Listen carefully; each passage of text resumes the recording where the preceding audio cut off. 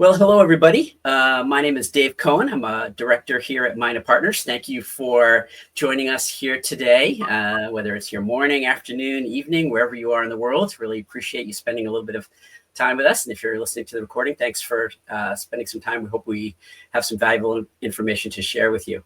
I am very pleased to be joined here today with Joe Deveris, who's the Global Chief Privacy Officer at Booking Holdings. Joe and I have known each other for a number of years. We met back at the IAPP during conference programming days there many years ago.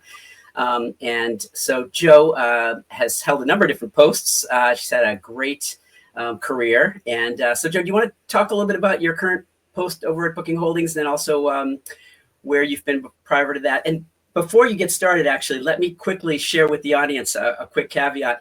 Joe's graciously agreed to some time for this conversation today, but please know that her comments are her own as a privacy professional and don't necessarily represent those of her current employer. So, Joe, tell us a little bit about what you're currently up to. Perfect. Thank you. So I'm currently the Global Chief Privacy Officer at Booking Holdings. Booking Holdings, you may be more familiar with our brands, Booking.com, Priceline, Kayak, OpenTable, and Agoda. And hopefully you have all had experience with any or all of our brands. Prior to that, I've held a variety of legal roles. That's where I got my start in before privacy in both American Express and the Marsh & McLennan family of companies, Mercer. And so it was through legal that I found this pathway into privacy. Because so much of what we did in some of my prior roles were about how to do the right thing with data and how to meet customer expectations and client expectations in terms of how we handle data. And so what excited me the most about some of those legal questions were the privacy complexities around those questions. Yeah, terrific. Thanks, Joe. And I reached out to Joe. She came to mind immediately when I thought about this particular topic that we're here to talk about today, and that is how to manage a privacy program that spans across, a portfolio of brands or business enterprises, and in particular, one that's maybe heavily B2C, because a number of our larger clients over at Mina Partners are companies with that structure. And so we've worked on a number of those kind of wide-ranging and complex privacy programs. And so clearly Joe's current post, as well as her previous experience, lent itself well to that. And in particular in the B2C environment, and particularly when it's just so important to steward personal data well, and build up that trust and maintain that trust with your customers. You want to both be engaging them with the most sophisticated marketing tools that are out there on the market right now that we have. As we know, it's getting more and more sophisticated every day. And you also don't want to unpleasantly surprise your customers with the use of their data for marketing or for whatever else. So I think that's kind of what we're here to talk about today. We welcome your questions. If you do have questions, please pop them in the private chat there or the comments section below, and we'll take them as we can. So go ahead and put those in at any time during the program. And to start us off, one of the things that Joe and I were talking about in preparing for this session was the idea of trying to set up a centralized privacy program across these brands and or business entities, divisions, or to have a dispersed and unique set of privacy programs. And so, Joe, can you just kind of define that a little bit, those two different approaches, and then talk about what maybe some of the pros and cons are at the highest level to get us started? Sure. So we're talking about either a decentralized program or a centralized program, or a variety of the two, and kind of what makes sense. But when we talk about centralized, what we mean is something that is a privacy model that relates to how you govern the brands or the operating companies or the products, right? And so you're centralizing policies, you're centralizing decision making at the corporate level. And so it works well for companies whose primary objective is consistency. You're trying to drive a consistent approach. You're trying to drive strong regulatory oversight and strong reporting. So the pros of a centralized model would be that, right? That you would get this strong policy alignment, this strong consistency, this strong standardization. You would have streamlined processes set up, all at the central command, right? But the cons are, depending on your business model, depending on your operating model, depending on the products that you offer, it could feel rigid for your brands. It could feel rigid for a local team. And it might not actually work well for how you have run your business to date, right? And so on the other end of the spectrum is decentralized, and decentralized is the exact opposite of that, right? And so each brand or each product or each operating line of business makes its own decisions, has its own policies, has its own way of governing risks. It has its own risk appetite. And so the pros of that are obviously you get the more flexibility for the brand, for sure. Customization. You can easily customize, fast local decision making or fast brand specific decision making. But if you are a parent company who has some responsibilities to oversee or expects some responsibilities to oversee, you're going to get inconsistencies across the brands, and measuring in a consistent manner or monitoring in consistent manner is really almost impossible. Mm-hmm. And so that's where the hybrid model comes in, right? Where you can decide, are there places where it makes sense to centralize and places where it makes sense to give the brands or the operating companies more decision-making processes. And I think how you decide what makes sense, either centralized or decentralized or this hybrid model, is kind of what are the objectives of the parent company, thinking about what is their risk appetite, what is the role that they want to play centrally from an oversight perspective, from an executive reporting perspective, and are there capabilities that they can offer. I don't think it's enough to just say we want it because we want it, but like what's the value, not just to the parent company, but trying to demonstrate value back to those individual lines of business as well, helps them prioritize and helps them maybe focus in other areas instead of on some of the management areas and aspects of privacy program management. Yeah, that makes a lot of sense, Joe. And I'd love to hear, by the way, from anybody in the audience who is currently working within a privacy program in one of these corporations structured this way, what your experience has been. I know sharing a little bit of experience of what we've seen over at Mina Partners is, I would venture to say there's a maturity growth path that probably starts out in the decentralized model, and I'll explain that in a minute, that may move toward the centralized model, as you say, or more the hybrid model in certain aspects. And that's due to the fact that many of these umbrella holding companies that have a number of brands or different divisions within them very likely got that way through acquisitions.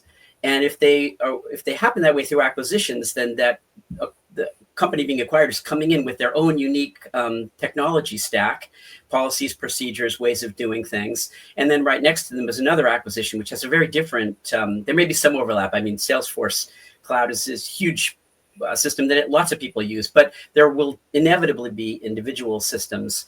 And so starting from that place and kind of understanding, you can't also, there's day-to-day operations that have to happen, right? You can't just go in and I'll impose from above a big umbrella corporate policy structure and expect operations to go smoothly. So it's something you would have to get to gradually. If you do have goals to get there, that would have to take some time to evolve into that more centralized approach, assuming that the decision has been made that is advantageous. Would you say that has been your experience too, Joe, that it tends to happen that way, maybe starting from decentralized and then moving toward hybrid or centralized? Especially in the model that you were talking about, right? I don't think there's a reason why you acquired another company. Right. And the product it offers, the tool or service or process it's great at. And so you don't want to break that, right, for any reason, right? And so I think there's a transition period of how you end up coming into, their program comes into yours. And so it would have to start decentralized for some period of time, regardless of whether or not your underlying program takes on a centralized approach, right? And so there are benefits to even just understanding the nuances of a decentralized or a hybrid model. I mean, there are places where maybe it does make sense that you want to say, we do this capability really well. You don't have this maturity yet. So this is one place where from day one or by day 90, we would like you to plug into this. right? And so I think that's part of the kind of assessment process, probably in your acquisition process. It's part of the role that you as a privacy officer would play in the due diligence you're doing on that target and kind of understanding what day 1 to day 180 would look like when they come on board. Yeah, that actually, I was just going to say, even as you were saying that, Joe, that a lot of the work we do at Minda Partners for these types of clients starts with privacy assessment or a data mapping exercise. So, and it's really great when we're brought in to do either or both of those activities because we was talking about this with somebody earlier today. Data mapping exercises are just foundational. I mean, understanding where your data flows are, understanding where personal information is being collected, stored, how it's being processed, what the processing activities are, who are the responsible IT owners. It may sound fairly straightforward, but any large company has gaps, inconsistencies, turnover, et cetera. So starting there and with a privacy assessment can create a great baseline for then understanding, to your point, Joe, what strengths does acquisition A maybe have as compared to acquisition B that might get ported over to acquisition B, and or weaknesses. So we find that is a good place to start in that evolutionary process. And then we do find that there is a desire, at least, or an appetite for harmonizing for consistency's sake, for efficiency's sake, but it's challenging to do. And I think you mentioned the word, it takes some time to transition. And during that time, you're probably going to see parallel processes maybe going on, like a test environment while the day-to-day operations go. Is that typically how you see these evolutions or these maturity processes going? Yeah, I mean, I guess I think it still goes back to the original question on the operating model for the acquiring company to start with, right? So if they don't have a centralized model yet or a centralized capability yet, then they may just be okay with the newly acquired entity just continuing to stay on, and then they plug in to whatever maturity level they have in terms of being a parent company. I think sometimes thinking about not sometimes, I think all the time, this will be a reflection on your risk appetite. And so thinking through your risk appetite and the risk appetite of the target or the newly acquired entity will also maybe inform, can we continue to operate the way we were operating? It may be a decision based on risk as well. And I would say most of the decisions that we make as privacy professionals have that underlying kind of need to understand what the risk appetite is of our leaders, not the risk appetite of us as privacy officers, but the risk appetite of the institution within which we, work and operate. Yeah, well, I'm glad that's also exactly where I wanted to go next, Joe, is that risk appetite conversation, which we, again, talked about in preparing for this conversation, which is absolutely critical very early on. So wherever you sit within the privacy department structure, working with senior leadership, and there's definitely an element of education and awareness usually that takes place for the executive level or upper management in terms of, what is this risk and what are we collecting and what are we doing with the information and why does it matter and what are the regulations and the compliance, digesting that and making it clearly and concisely understandable for executive leadership is another thing that we end up working with our clients a lot with.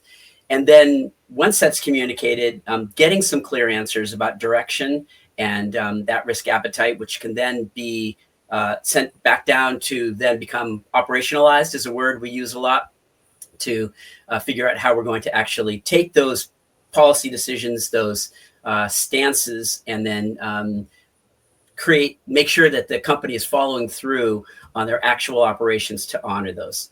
One of the questions that is frequently discussed in these large companies is providing universal rights for all customers across the board, or segmenting them out by jurisdiction. And I know there's no right answer to that question. I know different companies, depending on their risk appetite, depending on their operations, handle that different ways. But to that point, Joe, what do you think are some of the considerations that might get looked at in terms of consumer rights, privacy rights being offered kind of across the board, or taking only providing them for those that are legally obligated to them based on jurisdiction? Well, I would say, I guess it's part of the strategy of deciding what it means to create a global program, especially a global privacy program within your organization, right? So the regulatory part is one part of it. It's like one component. Maybe if I like to think about things in thirds. So I think of that as just like 1/3 of how you're deciding your approach from a global privacy program perspective. That regulatory lens somewhat sets your risk appetite and is informed by your risk appetite. It's somewhat like chicken egg, right? You need to understand the risk appetite of your organization to understand how and what regulations are going to impact you, as well as where your company does business and all of that.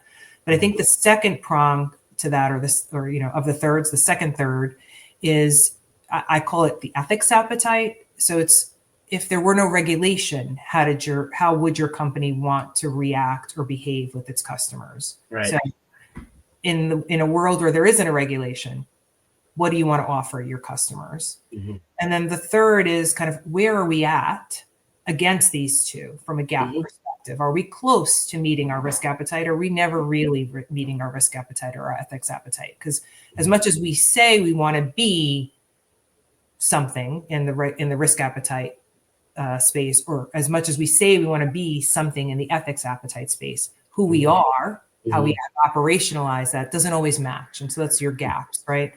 And so I think answering the question of just, do you offer a single kind of customer choice, or a single kind of privacy notice, or a single kind of portal for all rights, regardless of if it's required regulatorily, it would be in response to and a reflection of how you answer the first two questions, right? Plus the operational complexities of being able to manage something like that globally. Mm-hmm. Do you have the right tool and the right resources to actually do it?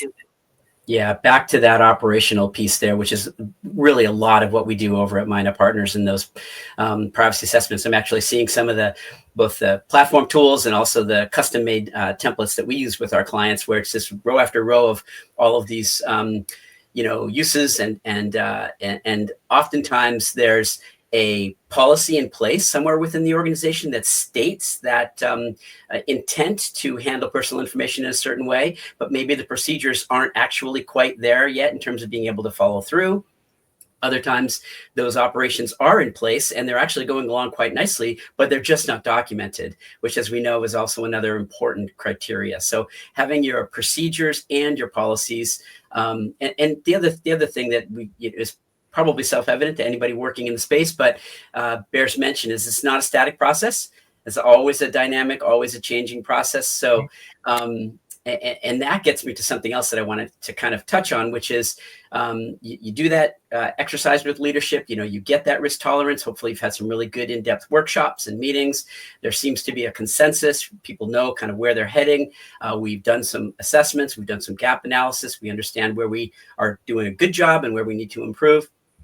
And then in terms of ongoing maintenance, there's always training and awareness is a huge part of this. And we should talk a little bit about that. I was thinking about it too, Joe, when you were talking about centralized versus decentralized. I would think here the centralized model might have a little bit of an advantage, because when a new regulation comes in, say a new state privacy law and all of those requirements, if you have that centralized model and you have to do an update, you can push that out uniformly to the entire organization. Whereas if it's decentralized, you have a little bit more work to do and you need to make sure that everybody's being notified. So what has been your experience with, training and awareness in general, and kind of some of the important things to consider in that? Yeah, I mean, so great points raised on, I think, to my point on hybrid, I think there's a few key areas where it's probably an easy sell or easy win, depending on how you think about it, in terms of offering a centralized capability. I think training and awareness is definitely one, just so that you can offer a consistent form of communication, a consistent way of explaining, the expectations of privacy. I think there's some other areas too, like just standard set of principles around protecting personal information, as well, that I think would be important, because then it ties into training. Like, you can't do training without having something that you're hanging that training off of, so that employees know you're not just training on a regulation, you're training against the internal policies and standards and expectations against which you expect all employees to behave, right? So you're anchoring the training to a set of internal policies and a code that you expect of individuals. So I think there are these places where it feels a little bit more obvious, but I think it's also a benefit to your different lines of business if you drive a consistent communication with some standards, with some training and awareness. I would say, to your point too, on like a new regulation pops up, I think that's another place too, where if you can standardize kind of what are the ways we interpret regulations and what are the regulations we care about centrally. Sure, the operationalization and the execution of how to get compliant would be at the brand level or at the operating line level, but the aspect of identifying a regulation and of how we're going to interpret that regulation and how we're going to challenge it against our risk appetite should be as consistent as possible to kind of decipher that for the various lines of business. And to build on that, Joe, one of a common structure that a lot of our clients that fall into this category use is a privacy steering committee.